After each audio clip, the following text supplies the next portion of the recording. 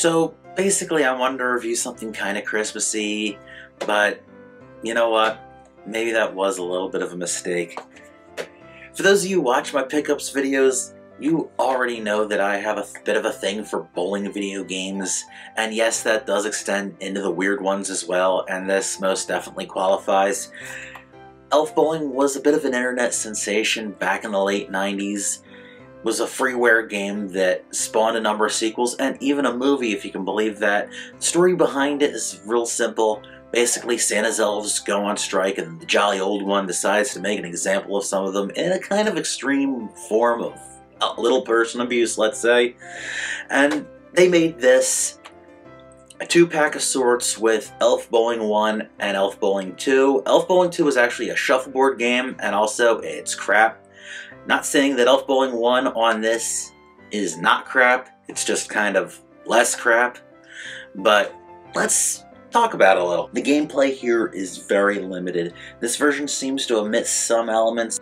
Elf Bowling 1 only uses one button for all of its gameplay. Elf Bowling 2 uses the directional controls as well, but I'm not talking about that one. Basically, all you have to do is time your ball release to a directional arrow that zips across the end of the lane, and then you press the A button.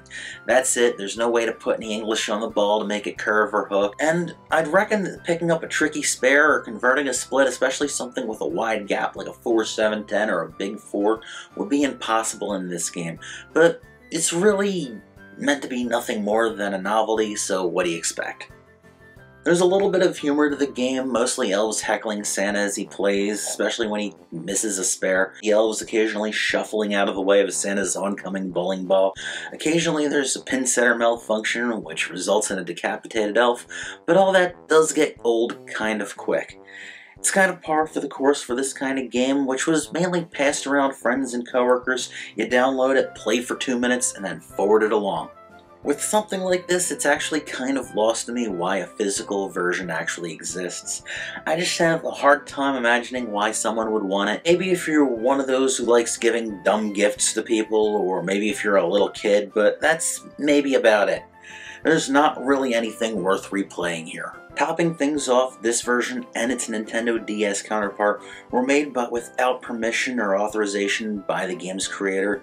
In the case of this game, presentation is really weak. The sound is scratchy and limited to a handful of effects and phrases, and the visuals are blurry and a bit blocky even by GBA standards. There's some really clear tells here that the game was made very cheaply and quickly. I'd call it a cash-in, but this version wasn't released till a whole 5 years after the release of Elf Bowling 2. In short, this is the epitome of shovelware. I know such a thing is more prevalent on computers or disc-based consoles, but this kind of shovelware had a bit of a boom period in the middle 2000s, and here you're getting two really stripped down versions of what basically started out as freeware, and this was sold in stores. This is probably the worst kind of shovelware, if you ask me. A quick Google search will point you into the direction of these games today. Whether or not they work on modern machinery, I don't know, don't really care to find out. Personally, it's beyond me why anybody would want a physical copy of this, and it's really pointless, but if you absolutely have to have it, a complete copy on the GBA runs about 10 bucks. Just saying, if you're really that interested, if you're a completionist for the GBA, whatever, maybe, I don't know. I just hope that the people behind this version of the game got some coal in their stockings. You know what? Scratch that. Maybe just the elves just take a dump down their chimney or something. And if you're looking for a recommendation, you're not going to find it here. You're going to be hard-pressed to find one at all, because this is universally regarded pretty much as one of the worst games on the GBA. Now, let me throw things out to you guys. Do you have any memories of getting a really crap game as a gift? If so, I feel your pain. Back in the day when I got my Super Nintendo, I also got a copy of Wayne's World. So, there's my story. Love to hear yours. Leave a comment down below. Happy holidays.